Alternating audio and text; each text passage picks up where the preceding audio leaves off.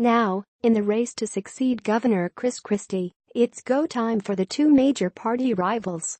Time to get their voters to the polls. For Republican Kim Guadagno and Democrat Phil Murphy, their final pushes ahead of Tuesday's election are as distinct as their campaign platforms. Guadagno hit the road Thursday on a 60-stop bus tour to senior centers, diner, veterans halls and more that will run through Tuesday.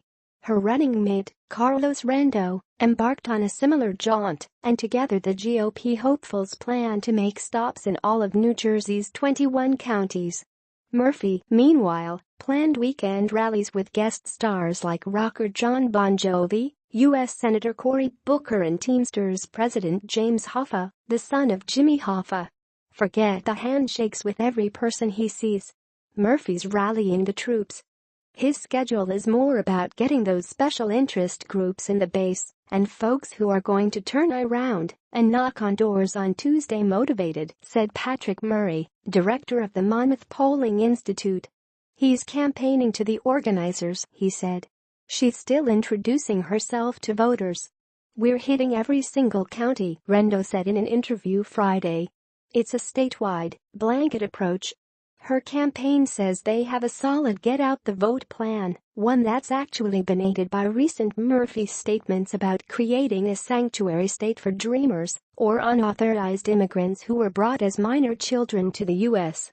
People are making their own no sanctuary state signs, said Guadagno campaign manager Dave Huguenot, who's until recent weeks had overseen a campaign largely focused on property taxes.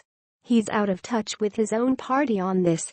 Paul DiGaetano, the Bergen County GOP chairman, said that Guadagno's luck for getting out the vote is considerably improved as a result of Murphy's liberal stance on immigration. Most Democrats go to the middle after winning the primary, DiGaetano said. Phil Murphy won the primary and moved to the left. The so-called Reagan Democrats, they're worried about things like national security and the economy, and Phil Murphy has given them no reason to vote Democrat. But Guadagno campaign has shown signs of struggling to motivate the base. In mid-October, an email went out to supporters offering $10 an hour to knock on doors. Murphy does not have that problem. He was organized labor and county Democratic groups to support his bid. Everyone is fired up and ready to go, said John Kerry, the chairman of the state's Democratic Party, and also the Passaic County Party chairman. I just got off a statewide call from, God willing, the next governor, Kerry said on Friday.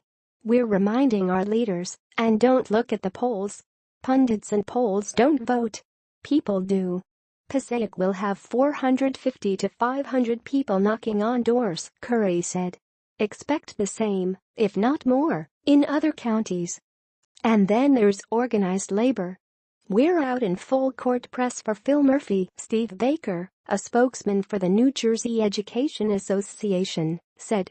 The group has nearly 24 phone banks spread out across the state with NJEA members calling some of the group's 200,000 other members. Same goes for the Planned Parenthood Action Fund of New Jersey, which has members knocking on doors and making phone calls. The Republican side doesn't have the same sort of infrastructure that the Democrats have, said Matthew Hale, a political science professor at Seton Hall University. That's going to take knocking on doors and moving people.